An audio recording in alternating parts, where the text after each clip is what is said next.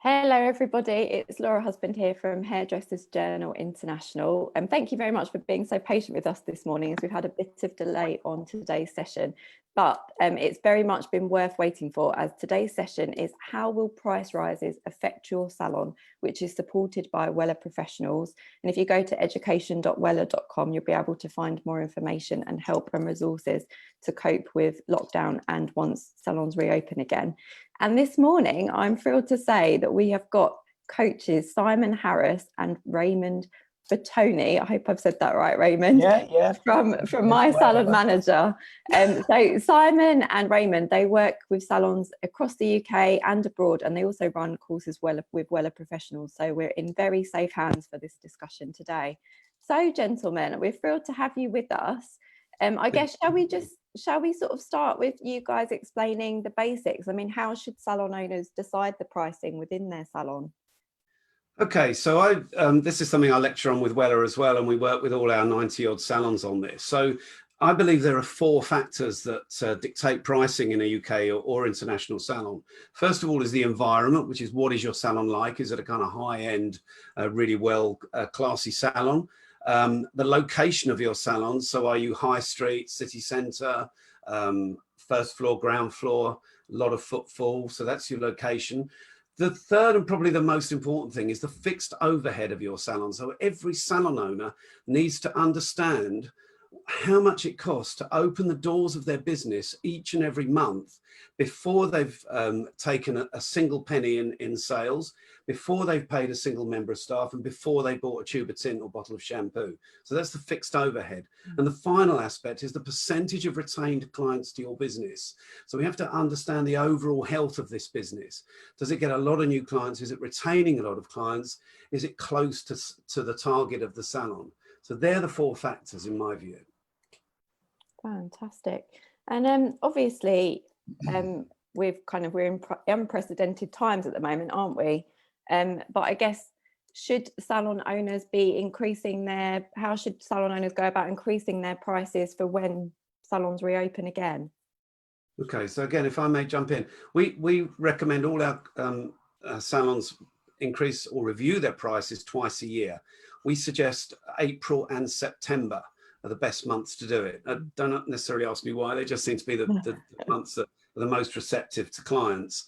And we would never suggest putting colour and cutting and styling up at the same time, because as more and more clients are having colour and cut together, that they feel like they're getting a double whammy. So we suggest reviewing colour one month and cutting and styling the other. You have to do it regularly, because minimum wage is going up every year. So April is a great time to put your cutting prices up.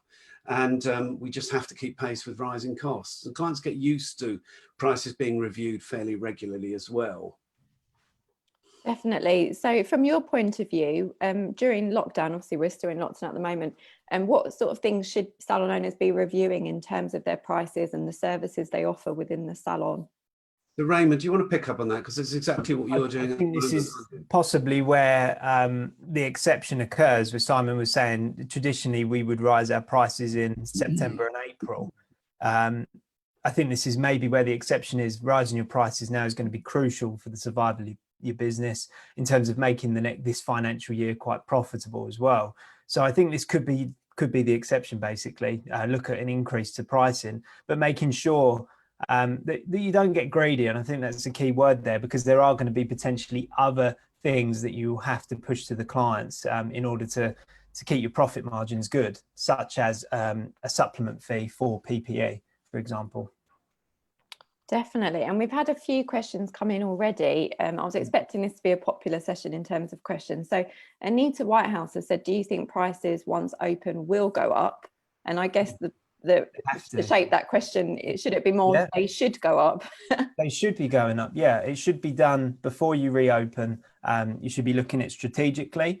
Something that we find when people join My Salon Manager, there are so many salons out there that are worried about lifting their prices up because of other salons in the area. And if we all base our prices on each other, we're never going to get anywhere. So, we're all too scared to push it up. But I think you have to look at it strategically. What are you offering? As Simon was saying, what is your salon? Is it a luxury salon? Does it have the ability to charge a premium rate? what does your business look like? How much can you charge? And what do you need to charge to make a profit? That's what your pricing should be based on. And that's something that's, you know, we do at My Salon Manager. We specialize in pricing and targets. Shameful plug there, but that is what we do. No, definitely. It's a lot of work to get it right and to make sure that stylists and the owner are getting what they want from being at the salon. I guess, oh no, you go ahead, Simon. I was just going to say, in terms of a starting point, if you're if you're a salon owner looking at your menu, looking at your costs and everything, where should a salon owner be starting from? Should they start from the fact that, you know, minimum wage has gone up, and that at the very minimum is what they need to bring up, and then where do they go from there? So, as I said, minimum wage is key to this, because, you know, and this is going to go on and on and on, and there's pretty much no secret to the fact that minimum wage is going to end up sitting over £10 an hour at some point.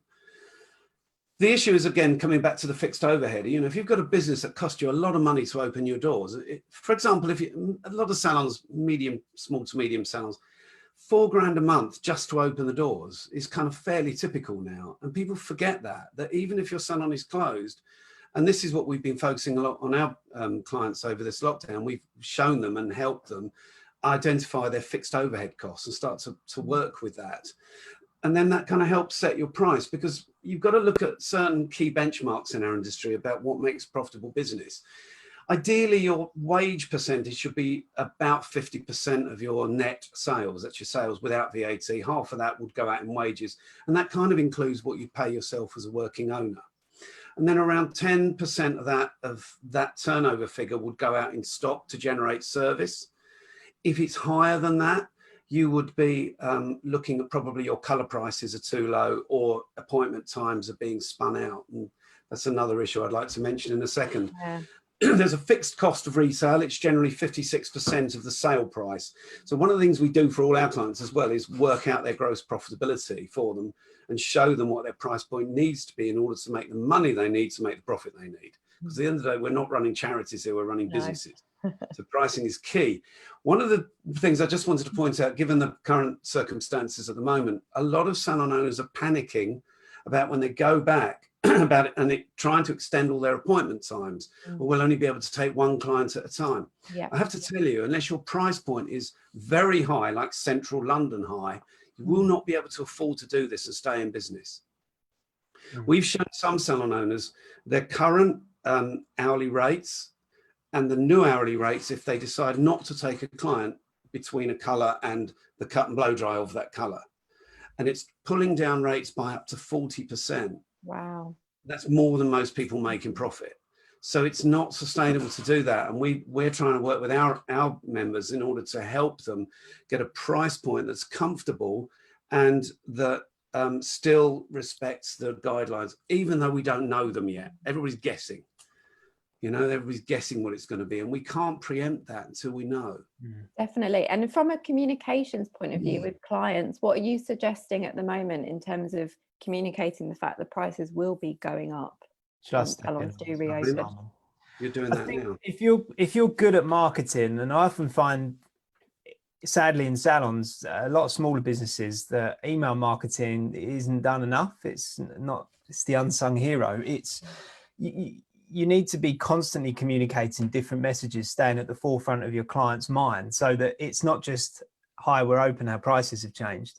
So something that we've been doing with our members, for example, is a kind of gradual feed to clients of information and getting feedback from the clientele as well. So I've led a feedback course so that we can find out, how do the clients feel about the business? Are we in a position to increase prices? What do they expect from us when we return? Is there anything that they're worried about, anything we can alleviate their concerns?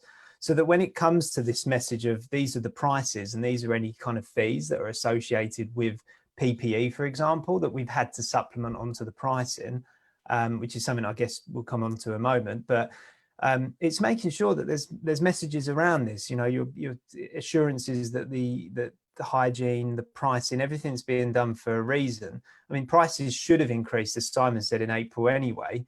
But I think it's, you should be emailing, you should be communicating, if you haven't got email, over the phone to the clients when you're booking these people back in, just saying, just to let you know, we've had a slight price increase, so we can continue to offer the same excellent service, more training for our team, better products, that kind of stuff is a reinvestment. And, I think that's how it should be done, but it should be communicated in many different ways. But I think, doing things like feedback forms is a great way to find out, how your clients feel. Can they take it? Can you do a price increase? Yeah, definitely. Based on your service provision, because if you've got 20%, 40% of your clientele saying that your service is 3-star, you've got a problem in respect of putting your prices up. That's very true, actually. And we've had a lady called Amanda Abbott. She's jumped in and she said she's a mobile hairdresser. Yeah. And she's struggling to find information that's directly relating to her, as there's a lot of things going around about for salons and salon owners specifically. What's your advice for a mobile hairdresser in terms of the price increases that will be necessary in order to keep functioning once salons and indeed mobile hairdressers reopen? It's different. I mean, people sort of go, oh, mobile hairdressers, they're kind of almost sort of second-class hairdressers, which of course they're not. There's a lot of mobile hairdressers that are just as professional as salon owners. I mean, they don't have the same overhead, but then they have the challenge of traveling from house to house, so they're losing a lot of productivity there. But I mean, there are some very good mobile hairdressers around, and they should have the right to price. Obviously, it wouldn't be quite as high as a salon because they won't have the overhead of a salon, but they do have to build in traveling from client to client, don't they? So, I think it's a bit like self-employed hairdressers working within a salon. They are setting their own prices. And it's very important that from an HMRC point of view, that self-employed hairdressers are free and encouraged to set their own prices because they're operating their own business within someone else's salon. Definitely. And that's a whole nother subject about self-employment. Yeah. But one of the, Raymond, just very quickly, I just wanted to say one of the things that we also maybe would like to get across is that pricing is inexplicably linked to targets and therefore staff pay. Basically, the more a salon charges for the services that they offer and their staff offer, the better pay we can offer to salon stylists, which tends to keep people in the salon. Yeah. Because obviously if you've got people sitting on minimum wage working really hard, yeah, they're not going to be motivated to work harder. So you need a very good target-based pay structure that is linked to the prices you charge and the time that you take for every service. Definitely. That's a very good point. And I guess if you don't go out of your way to make sure you do increase your prices from a client point of view, you could end up losing very good staff, which is not what we want post lockdown. Trudy Allerton, I'm just going to quickly answer this one because that's a simple one. She's asked, is the date to resume work still the 4th of July or could it be earlier? At the moment, we're still looking at 4th of July at the earliest. So I think that's quite a simple one to answer for you. Perfect. And then I guess the elephant in the room, and it's probably worth us kind of delving into it, is the issue around PPE, but let's keep it in regards to pricing. What should people do in terms of the increasing pricing with regards to the costs of having to get PPE into the salon? Raymond? We think that they should be charging a supplementary fee to their service prices. So look at how much it costs per client and spread that out across your clientele. The stylist will, how can we quantify that simply, Simon? I guess, stylist sees 25, 30. If your salon sees 400 a month, you allocate, I mean, it's per client, isn't it, Simon? We're saying £2 to £3. Client. Yeah, we for example, a simple example would be if you just say to every client, we're going to invoke a supplement of £3 for every client, irrespective if you have one service or 3 services in that visit, you've got one PPE charge. If you want to put a positive spin on it, and this is what we've suggested to some of our clients, you could say, look, out of every £3 sum we're taking from you, we're going to donate £1 to the NHS. So if you've seen 600 clients in a month, you're going to give 600. That's £1,800. You're going to generate. You're going to donate 600 quid of that to the NHS, which I think puts a good PR spin on it. Yeah. So if you increase prices and then you're having this fee, I think clients would find that an easier pill to swallow. What I don't think you should do is increase your prices to include that. Because because this isn't going to, we're not going to have to do this forever. And then what you're going to do, reduce your prices by the same amount? You can't do that. So it needs to be separate, and stylists shouldn't be earning commission off that figure. That should go in as a separate category in your till system, your computer system. That's so it a could be a very good better point. answer. So at the very least, all salon owners should be revising their salon menu to include the PPE as a supplement cost. I believe so. And again, this is something that should be communicated. You know, ideally, if you've got client emails, you should be keeping them updated. If not, your social media channels or those phone calls. If you're not a social media guru. Yeah. But and having that PR spin, if you did want to donate some money back to the NHS, that's a nice way of selling it to people. You know, we have got to get PPE to keep you safe, but we'll help the NHS in return. And that's resonating well with clients at the moment. Anything for the NHS, isn't it? Definitely. And then we've had Robin Francis said, should we dedicate certain hours? Well, this is a slightly different topic. Certain hours for those at greater risk. I think that's good marketing. Diabetes.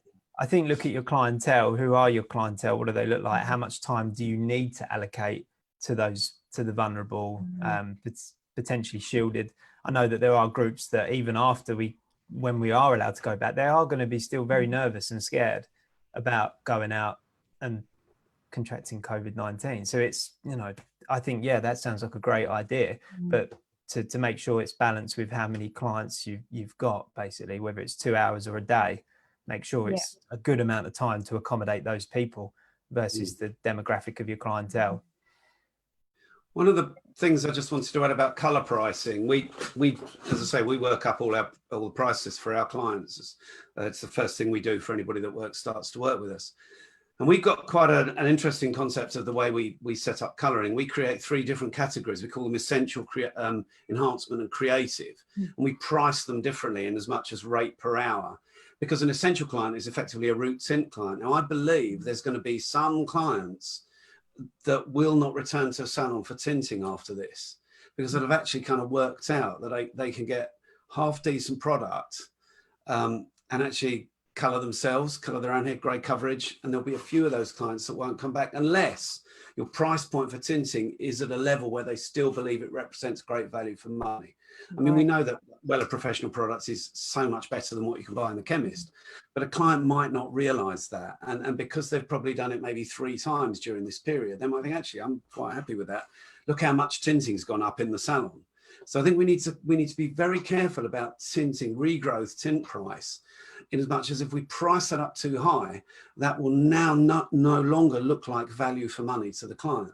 Whereas enhancement, which is a highlighting service, a client can't highlight their own hair. And a client can't do balayage. So we put balayage, bleach and tone and all those creative freehand services into a much higher priced category. Because they're the big cost services. The cost of products delivering those services is high. There's a lot of time involved, and the client is paying for that result. That we call it the Instagram result. So they'll pay a lot more for those services. So there's a lot to be said for having clear categories of pricing regarding colour and looking at pricing accordingly.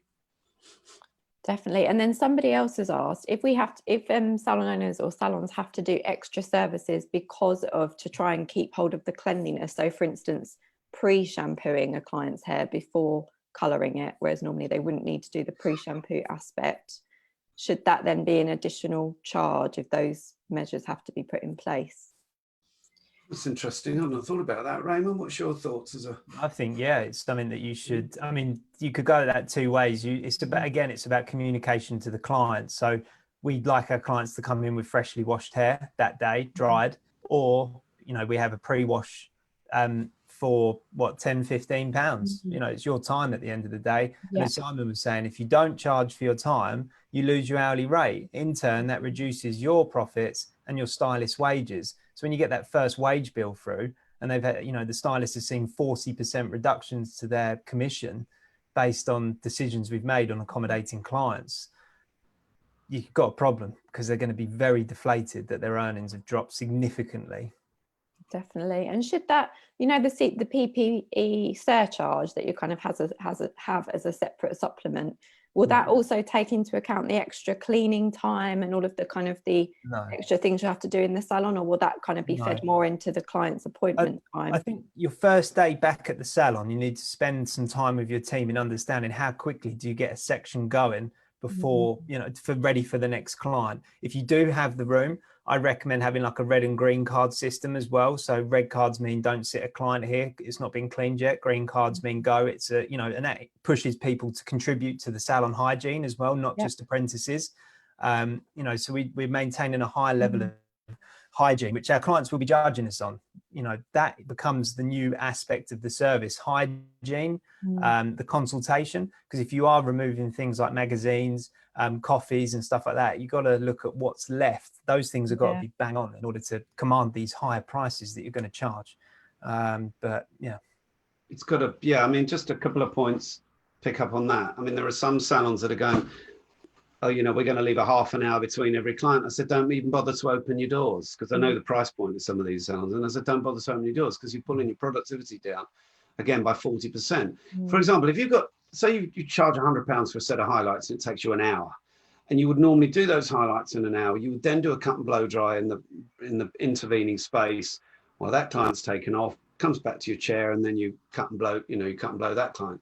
And they're saying, well, we won't take anybody in the 45-minute space. I said, well, then your £100 an hour becomes £65 an hour, because you've just got a bit of dead space that you're not making any money in.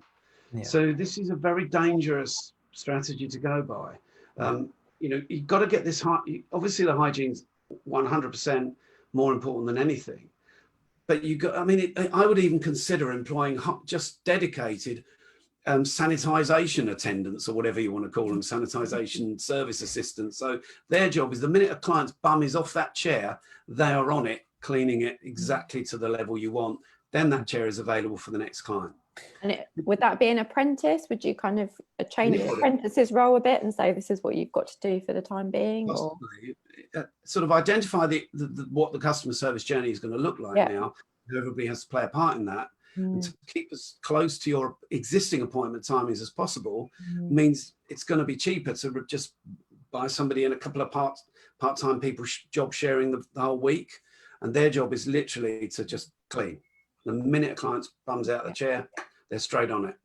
Obviously, if you are a smaller salon, you can't hire someone or, you know, dedicate that time, then you do need to have a system in place whereby the salon is cleaned in a certain amount of time. And that's that first day back at work, working out how quickly can we do it, you know, because we need to do it quick. What's the process? You need to spend a day, not just, we can open the 4th of July, for example, go for the salon now, let's go. We need to work it out. And our stylists need to practice as they preach. They need their hair done, right? I know I'll need my hair done. So Simon will too.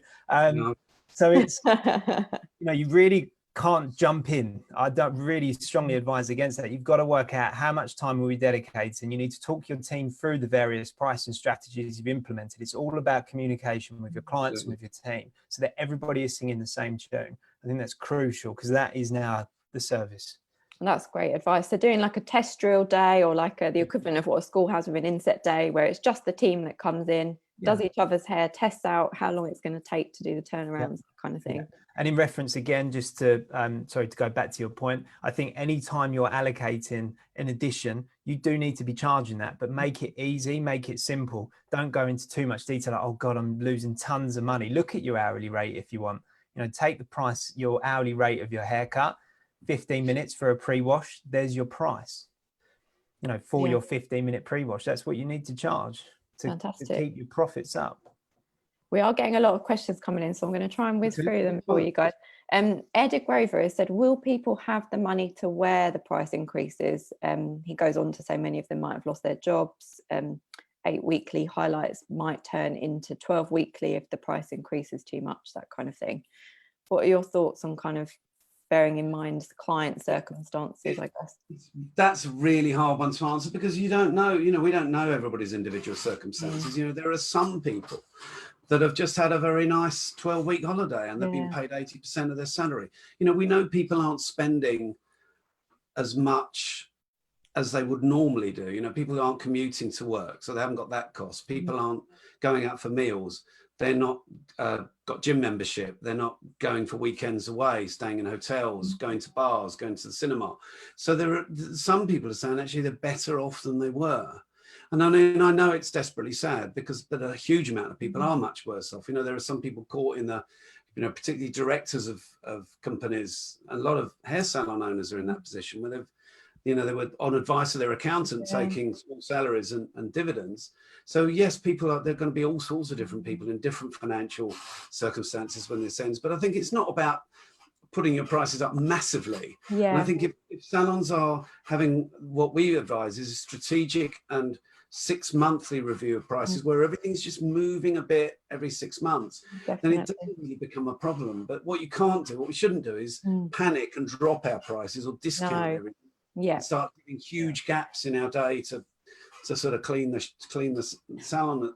It's not going to work. You've got to remove immersion.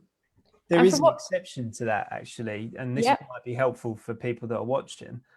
You know, if you don't uplift your prices now, if you haven't uplifted your prices in a number of years for, you know, for reasons like, you know, oh, the salon up down the road hasn't, or I, you know, not confident about the service provision in the salon, you know, the owner's emotions. If you don't put the prices up, you are factually, you know, generating, based on the wages, you're making less money than you were last year. But if you haven't done it for years, there is a certainty coming that you won't have as much money as the people you're worrying about. You might not have a business. You know, there's some, speaking to so many salon owners, people are chucking the towel in. I hate to say it, but it is a really challenging time. And, you know, we don't dismiss that, which is why we say strategy, getting your prices right, prevent chucking the towel in, you know, and having to say goodbye to the thing you've worked so hard for. You've got to do it, because otherwise, if you don't, in 2 years' time, when you feel maybe everything's on the mend, you're going to have a significant price lift. You're going to have to get the profit to make money. So do it, you know, you've got to do it, because if you don't, you will be unsuccessful and you won't make the money that you need and want. Definitely. And you both made the point earlier about how important marketing is. So I guess for those clients in particular who might be embarrassed about not having, you know, that amount of money, if you market it early enough, they won't get to the point where they're sat behind the chair and it's an uncomfortable situation. They will just make that choice, whether or not they can afford the service or not. You've got to be transparent about price. You've got to be very clear, and you shouldn't apologize. We always tell ourselves, never apologize for putting your price up. And out of the 90 odd channels we work with, all the ones that are in the higher price point, wherever they are in the country or the world, are the ones that are the most successful, because they're reinvesting into the business. They've got enough money to pay their staff well, which keeps them, and there's profit, and they are able to deliver a great service. You know, we're not a commodity business. We're a service business. We're not selling pints of milk. We're not selling loaves of bread, right? We're selling service. We're selling people, and people buy people. Yeah, definitely. You've got to value your own worth, haven't you? Lorraine Hart has said, what percentage should you increase your prices every year? Not a percentage. It's not a percentage. You don't do it by percentage. We look at everybody's prices. We look at how many, what are the clients that have who are the clients that have the most services done. So if there's a huge colour business in that salon, I'd be looking to lift colour prices more. If it's a big cutting salon, if it's a big blow dry salon, then that would tell you what. But you cannot say, let's go 5% for. You don't do it like that. And there is another way to increase your prices as well. It's not just a blanket increase. You can do it strategically. You know, your prices are profitable, but maybe a stylist is really performing well. They're retaining 80% of the clientele. Their rebooking's high. Promote the stylist to the next level. Or if you don't have a level, create a new level. Yeah. So there are so many different ways to do a price increase, depending on your salon. You don't have to do a blanket increase if you don't want. Promote from within. I think promotion is celebrated far more than a price increase by clients. You know, we have people, we promote stylists, they'll bring chocolates and presents and all sorts. So you get the extra money and you get all the gifts and everything. And you get the what's to lose? Yeah, exactly. Brilliant. We've got loads of questions coming in, so I'm just going to see how many I can get through, really, guys, because I know we're sort of running out of time. Nicola Tomlinson says, what if you don't have enough chairs to put clients in between colour with the 2 metre distance? How can you afford to run your salon in that situation? You want to do that, Raymond? So where you can, I think you really need to look creatively at your space. If you've got a room that's remained empty, is that a colour development area? I think, you know, that's not an option for everyone. I think you should be spending this time now to really evaluate the business and work out a strategy that works for you to retain your profitability. So, do you restrict services to express services? You know, I can't imagine how that's a tough question to answer, because everybody is so different. But you know, utilize your space profitably. And I hate to see this, and I don't advocate going out and destroying all of the relationships that you have. But even if you've got a therapist renting a chair for, a room for, £100 a month or a fee that doesn't generate your business a profit, you really have to recognize now the value that that room could provide in terms of color development. That is the hourly rate for your employed team. And they come first in this, in my opinion. Now, I'm not saying kick out your self-employed therapist. That's not the message, but evaluate your space and the profitability that you have within your space. Have you got a reception desk taking up your small salon? Take it out, do the card payments at the chair, get rid of everything and put chairs in, even if it's not got a mirror in front of it. It doesn't matter. It's a waiting area. Make it comfortable. Yeah. And I guess we are in the summer months, aren't we? So I guess if you had an outside area at the back or something that you could deck out to look quite nice as a about being creative. Mine, they're not in the sun if it's this hot though, because their bleach highlights make process. Yeah, you'd need parasols and things, wouldn't you? Hydrogen peroxide in a foil gets really hot. One of the things I just wanted to say at this point as well, obviously because of the Chancellor's announcement about extending furlough and making it so much more flexible. I mean, we're about to do a lot more work on that for our members, which we're doing on a Zoom tomorrow. But what you can now do is you can look at your salon, and I mean, we work with some very large salons as well. So there'll be staff within that salon that aren't particularly productive. So we'll be suggesting to the owners that they furlough these staff, not necessarily a week, but maybe if they're employed 4 days a week and they're only really producing enough work for 1 or 2, I'd say furlough them for 2 days a week and employ them for 2. You've got this opportunity from August, or we can keep people furloughed as they are to the end of July to get over this problem of the distancing, because you just want the really productive staff in. You want the people who are going to be really busy. You don't want to have anybody standing around in the salon who's not producing. So we have to be quite brutal and furlough them. We can do that literally for the flexibility from August through September and October to do that will be phenomenal. And I think we'll be working with our members to help them to achieve that, so that they're maximizing every single chair, because every chair is going to be valuable now, because we've only got half of them in theory. Exactly. Fantastic. And again, this is all in theory, which is why I know that someone that we know very close, they had some really great publicity last week in the papers and in the news and all over the place. And I think it actually made some hairdressers very nervous at what we're going to be doing when we go back. The truth is that's an idea. It's not the fact. And I think you look at other businesses, the restrictions have been 2 meters. And I just, at this stage, don't see it being any different. We've all come up with these things that we might or might not be doing. We can't blow dry hair. Well, I think health and safety executives said air conditioning is fine. So, it's all theory. So don't let these things worry you, and don't go over the top thinking I've got to put new plasterboard walls up between sections that only have a 400mm gap between them anyway. Your stylist will get in and they'll be cutting hair like this, trying to. We've got quite a few people asking about guidelines, and I can still reiterate there's not any official guidelines from the government as yet, but all of the main UK organisations have put together their own guidelines. Wella Professionals has put together their a set of guidelines that you can look at on education.wella.com, but also organisations like the Hair and Barber Council, the NHBF, even HJ, we put together some guidelines as well. So do check out all of the different options that are out there, but we can confirm the government still haven't issued anything officially yet. So you've kind of still got to use your own judgment, haven't you? Yeah, 100%. I mean, we're looking at the John Frieda New York salons as well, that I work with, and each state in the US has a completely different set of rules. Wow. In fact, one of our clients who's in North Carolina, she starts today, and in fact I'm going to check in with her later this week to find out how it's going. A lot of people, one of the most popular things seems to be splitting your staff into 2 rotas, an A and a B team, if you like, and they don't cross over. And that would seem to be the most popular, and then extending the opening hours so that can be facilitated. Very simply, the very simplest way of doing it is if you've got 5 stylists working 40 hours a week, then you've got 200 styling hours that you've got to accommodate in that week. So you extend your opening hours so that you can get everybody doing that overall 200-hour figure but respect whatever social distancing we're asked to accept. That's a very simple way of doing it, I think, whether it's Monday, Wednesday, Friday, Tuesday, Thursday, Saturday, or whether it's morning shifts and afternoon and evening shifts. But extending opening hours seems to be the way forward. And Simon, just to reiterate, so obviously if some situations where salons can't, where they can't get their staff on their previous hours, then they can in theory get the missing hours, they can be furloughed for the 60%. You can just furlough people that you can't accommodate.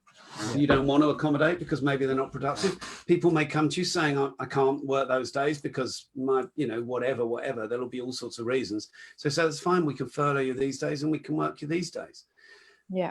So I think, look, it's not going to be straightforward. And I have to say, I'm glad I used to own a group of salons. I'm glad I don't now because it's, I don't know that I'd have the energy to do it now, but we're helping all our salons do it. I mean, Raymond's a salon owner still.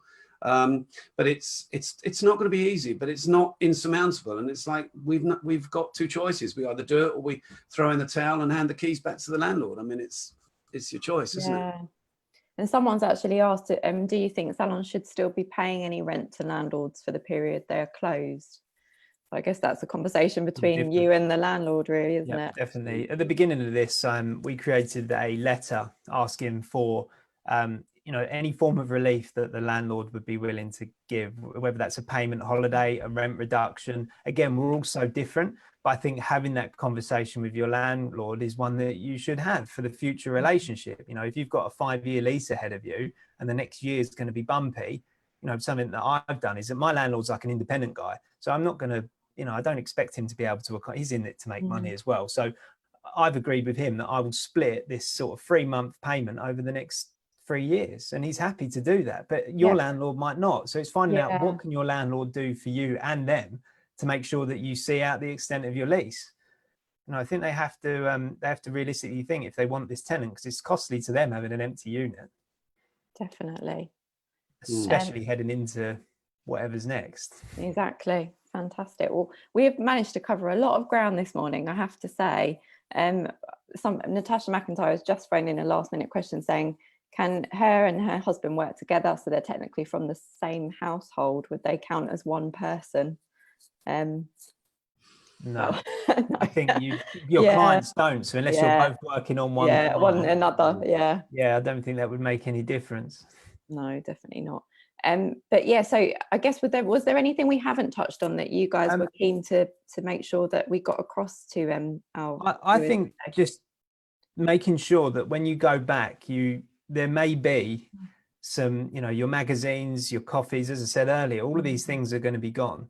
So you've really got to focus on the core service in order to succeed past this point. So things like the really valuable conversations you should be having with your team now are things like your consultations. If you haven't got that in place, that is, you need an in-depth consultation. You need to make sure potentially there's key promises to your clients permanently, but also like a temporary thing for COVID-19. These are the key things that we promise to do for our clients at each visit during this time. But you should also look to do that anyway. We promise a great consultation. We promise to recommend you the hair care you need. The service provision is the key to your success through this. And it's one of the only things that's going to be left in the salon. Magazines are gone, all the luxuries are gone. The aesthetic has gone out the window. So if you just go in and you say to your first client back on this, what are we doing today? Is that enough? Probably not. So you've really got to think about having the service provision from all of your stylists has to be on the ball. It really has to compensate for what's missing at the moment, the things that the clients have come to expect. Fantastic. And did you have any last words there, Simon? Not really. I think, Raymond's put that last point really well. I'd like to thank HAI and Wella for inviting us to participate in this session. We've enjoyed it immensely. Wella run some fantastic business courses. So a lot of the stuff that we've talked about today, we cover on the business courses that we run at the Wella Academies. I think some of these are going to go online from now to the remainder of the year. But no, look, we've enjoyed ourselves. We just love talking, as you probably gathered. Way over time. We started a little bit late, so we've kept it going, but I think we could have easily carried on going because there's so much to talk about. But I think everyone would agree with me in saying that this has been a super helpful and insightful session, and we're really grateful to have had Simon and Raymond with us from My Salon Manager, and for the support from Wella Professionals for this session as well. So do check out education.wella.com and the business courses they offer, which include you guys as well. And if you have, I guess you guys probably put stuff up on your website as well, so it might be worth checking that out Yeah, as I'm well. not going to shamefully plug again, but we offer courses away from Wella as well. You can join us, we can go through your pricing, we can help you protect your business and build your business through this time. So definitely, there was definitely some great takeaway points there. I love the red card and green card on the seats to try and help save some time, get the marketing across early, and don't be afraid to put those prices up. We've just got to do it, haven't we? Yeah, it's all about assurance. It's about your reputation. Your reputation becomes your brand. So making sure that clients see a great salon through these challenges is key to your future success. Perfect. Well, thank you very much to both of you. Thank you so Thank you much for everyone having us. for watching. Thank you, everyone. See you soon. Take care. Thank you. Bye. Bye-bye.